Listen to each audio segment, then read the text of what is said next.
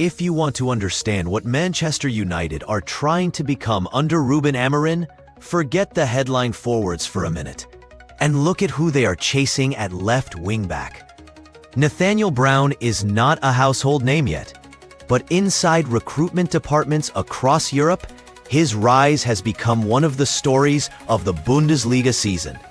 At 22, the Eintracht Frankfurt defender has gone from promising prospect to full German international and Champions League starter in the space of a year. So when reports in England say United have moved close to him and are studying a deal around the 55 to 60 million euro mark, it is not just another link to a random fullback. It is a window into what this United team is supposed to look like in 2 years' time. Start with the basics. Brown is a left back by trade, but that only tells part of the story. For Frankfurt, he has operated as a classic fullback, an aggressive wingback, and even as a higher left midfielder, depending on the system. He is 22, left-footed, around 1.76 to 1.80 meters tall, and combines serious top speed with a surprisingly calm touch in tight spaces. This season, he has directly contributed to 4 goals in all competitions, with 1 goal and 3 assists in around 15 games. Impressive numbers for a defender playing his first full campaign as a starter in a Champions League side. Beyond that, the running data is eye-catching. High sprint counts, hundreds of intensive runs, top speeds close to 36 kilometers per hour. In short, he is built for a high-intensity front foot system. That is exactly why Frankfurt people are so excited. Their sporting director has highlighted 3 traits over and over again: Brown's reading of the game, his clean technique, and his elite pace.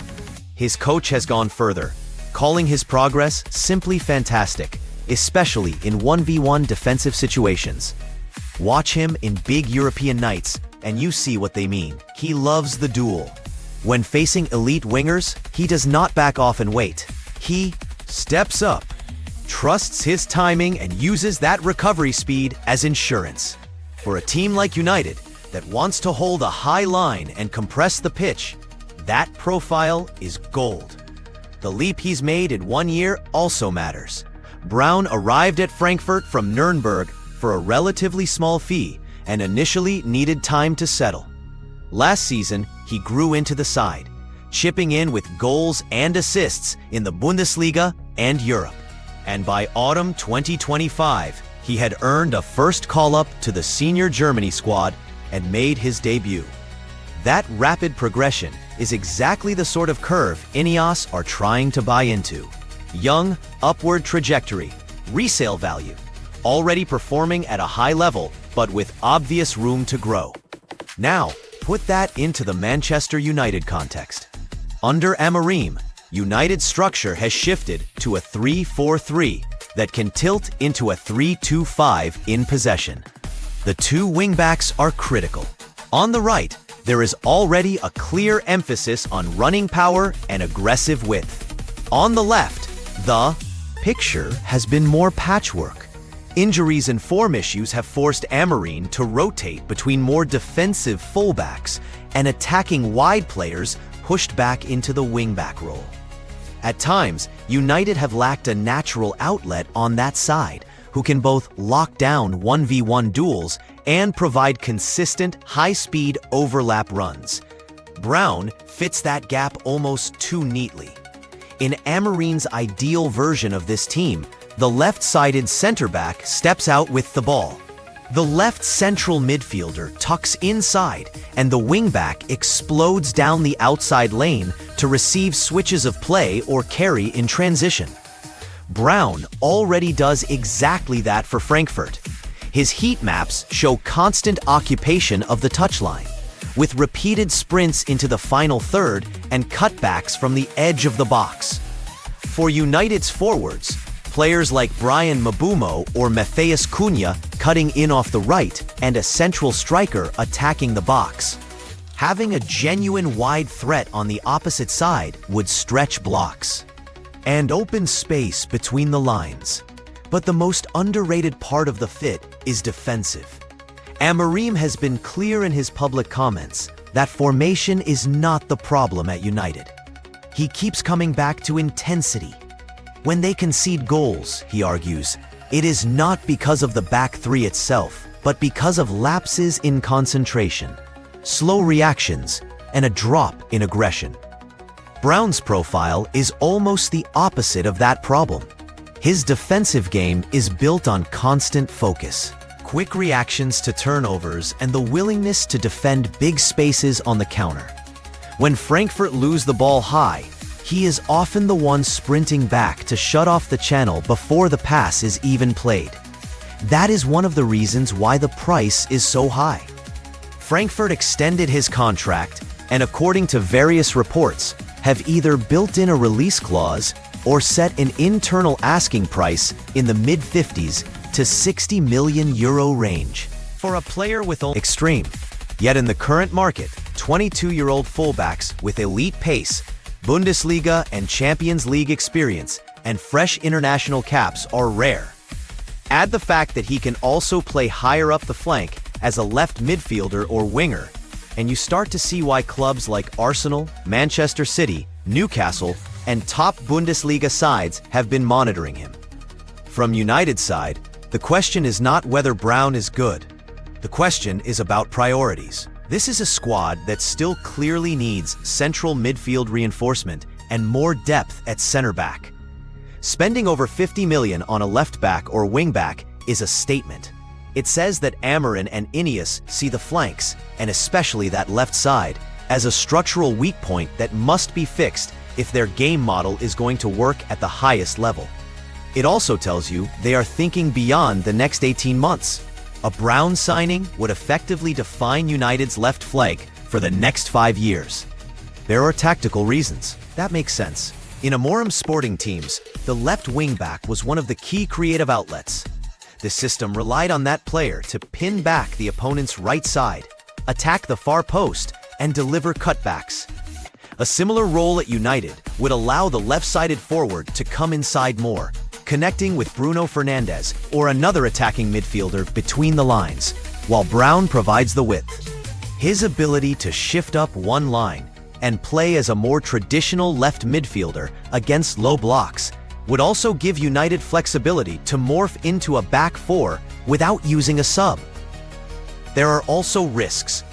Brown is still relatively inexperienced at the absolute top level. One outstanding season in Germany does not guarantee a smooth adaptation to the Premier League. The pace is higher, the physical demands are relentless, and the scrutiny at a club like United is intense. Anyone who watched previous highly rated Bundesliga signings struggle in England will be wary of assuming a straight translation. There's also the question of balance. If United invests so heavily on the left side, how much is left in the budget for the central midfield and other priorities? Then there's competition. Frankfurt know they have a premium asset. Bayern Munich, Borussia Dortmund, Bayer Leverkusen, and RB Leipzig have all been linked. Real Madrid and other big names have been mentioned in passing. And English clubs with more stable recent records can offer compelling sporting projects. United can lean on the promise of being the starting left wing-back in a rebuilt side, under a manager known for developing young players in the most watched league on the planet. But if this becomes a pure bidding war, it will test how serious Ineos really are about backing Amorim's preferences. There is, however, another angle that suits United's current strategy. Brown's background, German-born with American heritage, climbing rapidly through club and national ranks, fits the club's desire to blend sporting value with commercial upside. A young German international in a key position with a connection to the US market could become a powerful face of a new era if the football side works. That is not the main reason to sign him, but it is the kind of detail ownership groups pay attention to when they commit major fees. Ultimately then, the Nathaniel Brown story is bigger than one left-back link. It encapsulates the key questions around Amorim's United. Are they really committed to a high-intensity, front foot, wing-back-driven style? Or will they compromise if the market gets difficult? Will they prioritize structural positions like left wing-back even while the midfield still needs work, trusting that multiple windows will eventually fill all the gaps? And are they ready to go toe-to-toe financially with Europe's best-run clubs for a defender who might define one side of the pitch for years? If United do go all in and get him, it would be a clear signal of intent. A. Move away from short-term patches and towards buying young, system-fit players before they become completely unattainable. If they hesitate or lose him to a rival, it will prompt familiar questions about whether the club still struggles to close deals at the top end of the market. For now, all we really know is this: Manchester United are circling one of the Bundesliga's breakout stars, a 22-year-old left-back who defends like a center-back and runs like a winger. Whether he ends up in an Amorim back three at Old Trafford or not, the chase itself tells you a lot about where this project is trying to go. The only thing left to ask is whether United will turn that interest into a signature. And if they do, whether Nathaniel Brown is the piece that finally locks down the left side of their future.